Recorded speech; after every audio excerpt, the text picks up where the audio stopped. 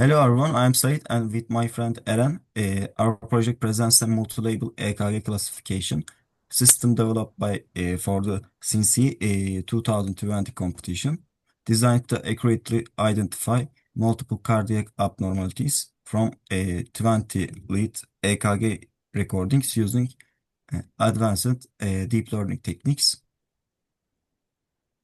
Let's move on with purpose and scope. Our goal is to develop a precise AI model that predicts multiple cardiac diagnoses simultaneously from 12 lead ECG signals, addressing limitations of current automated interrupters by leveraging a CNN and BiGRU and attention architecture for robust multi-label classification. Introduction. Global health issue is cardiovascular disease. These are the leading global cause of the death. Early arrhythmia detection via 12 ECG layout is vital, but manual interpretation is time-consuming and inconsistent. AI-based methods, such as those encouraged by the PhysioNet Science 2012 challenge, offer scalable, accurate, automated solutions. The PhysioNet Cardiology Challenge 2002 is focused on the multi-label classification of 12 lead ECGs from diverse sources, with 217 teams submitting over 1,000 models. The challenge introduced a scoring system rewarding clinically similar predictions. Best model is achieved 0.669 on the test set.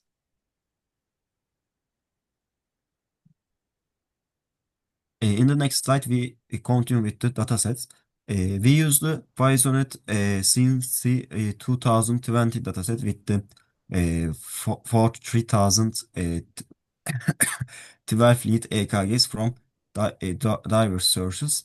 Each recording has one or more known CT labels, making it multi-label classification task. In the next slide, datasets combines over 43,000 EKGs, multiple sources across China, Russia, Germany, and the USA with varying samples rates, durations, and demographics to ensure the diversity and generalizability. In the next slide, each EKG can have multiple diagnoses with the 111 smooth CT codes in total. The challenge is the focus on 27 core classes. We select 24 clinically relevant arrhythmia and conduction disorders aligned with scoring and clinical needs. As you can see in the figure, describes the dataset shows an imbalanced distribution classes, with some arrhythmias being more frequent than the others. That's all for this section. Let's move on to pre-processing steps. To ensure high quality and consistent input for several pre-processing steps apply to signals. First one is label filtering and dataset exclusion, signal duration standardization, max absolute normalization, low pass filtering, and artifact detection and removal. I will explain this instead one by one. First, label filtering is kept only recordings containing at least 27 core SNOMED CT codes used in the challenge. Discarded recordings with exclusively non-scored labels to reduce the noise and align training with the evaluation. Also, we have discarded in-card data because it has lower sampling than the other signals. It has 287 hertz, and the other signal has 500 hertz. Also, this dataset is small. It has only 74 recordings. Signal duration standardization is for the giving the input to mm, to give the signal in the model. We need to standardize the signals. We standardize all the ECG's recordings to 10 seconds. This means it has 5,000 samples at 500 Hz, truncated longer signals, zero-padded shorter ones, enables fixed shape input for neural networks and batch consistency. And the other one is max absolute normalization. Each lead normalized range -1 and 1 by scaling with max absolute value. Preserves waveform shape, reduces amplitude variety, and improves training stability.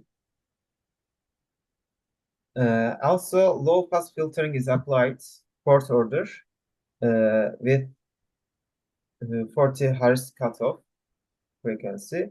It removes high-frequency noise, such as muscle artifacts.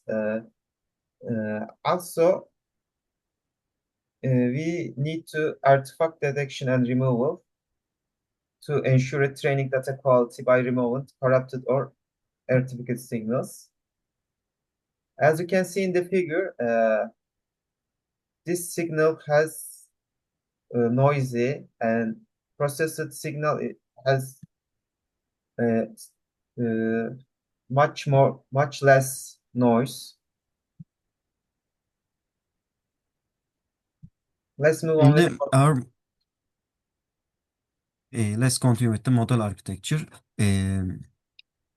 Our hybrid model combines CNN and BiGRU and the attention layers to capture the both local EKG features and long-term temporal patterns for the multi-label classification of 20 lead signals.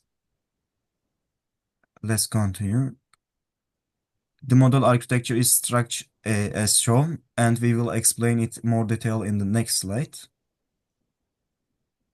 The model accepts 10 seconds of 20 lead EKG data as input, and the first applies and the convolutional blocks to extract the local temporal features from each lead.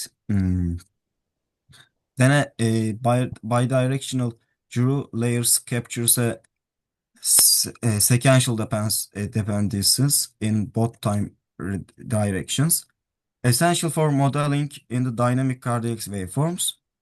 And attention for mechanism assigns importance weights to each time step, enabling the model to focus on diagnostically critical segments like QRX complexes. These weighted features are aggregated to a fixed size vector, which is passed through to fully connected layers, ending with the 27 sigmoid units that produce multi-label prediction for simultaneous cardiac diagnosis. And the other slide, the model training results we will continue. The model was trained for 20 epochs with early stopping at the 18, achieving the best validation F1 F1 score of 0.684. Initial training showed the steady improvement, followed by the plateau and overfitting signs after the epoch 3. Also, total training time was approximately 18 hours. Evolution and results. The model uses a sigmoid activation for multi-label outputs, optimized with binary cross-entropy loss and Adam optimizer. Training ran up to 20 epochs with batch size 32, applying early stopping based on validation loss and saving the best model while validation F1 score. Training lasted nearly approximately 18 hours, and it takes over 20 epochs. With we we get best results at 18th epoch. Best validation metrics were at epoch 18, and F1 score is 0.68, and precision is 6 to 81, and recall is 58. Early improvements measured after epoch 3 and with signs of the overfitting from epoch 5 onward. To convert sigmoid outputs into binary levels, various thresholds were tested. An optimal global threshold of 0.3 yields the highest macro F1 score and was chosen for null evaluation. Future work may explore class-specific dynamic threshold. Also in the figure, you can see the results of the scores by classes, which we explained last slides. Using the official Um, PhysioNet 220 evolution script or model architecture, a challenge metric of 0.482, array under curve of 0.911, and macro F1 score is of 0.4, indicating strong ranking ability but room for implemented in rare class classification. This health map visualizes the model's performance metrics across different diagnosis classes, highlighting strong classification for common arrhythmias and weaker results for rare noisy classes. Class-wise performance analysis reveals that we model excels in frequently occurring cardiac conditions, achieving high F1 scores for normal sinus rhythm, right bundle block, and atrial fibrillation. This result indicates stroke predictive capability for common and clinically significant arrhythmias.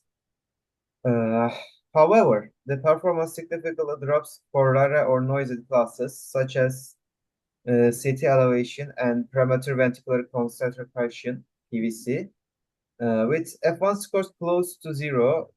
These ones, this discrepancy highlights the challenge posed by data imbalance and difficulty accurately classifying under recent, underpresent or ambitious diagnosis.